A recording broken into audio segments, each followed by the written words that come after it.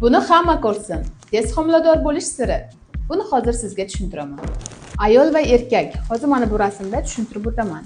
Ayol qinida bachadon yo'lida kislotali muhit bo'ladi. Erkaklarning urug'ida esa ishqoriy muhit bo'ladi.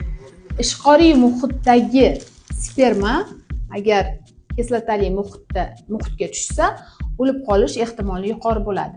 Shuning uchun biz ayollarning qinidagi kislotali muhitni neytrallab olishimiz kerak. Bu qachon neytrallanadi? Hozir aytib o'taman. Ayol jinsiy aloqadan keyin orgazm olgandagina bachadon bo'ynidagi bezlar ishlaydi va suyuqlik chiqadi. Mana shu suyuqliklar natijasida kislotali muhitimiz neytrallanadi. Neytrallangan muhitga tushgan sperma o'lmaydi va tuxumdongacha kirib boradi va urug'lanish sodir bo'lib, homiladorlik bo'lishi tezlashadi. Uzoq vaqtdan beri farzandsizlik muammosi bilan qiynalayotgan yaqinlaringizga bu videoni yuboring.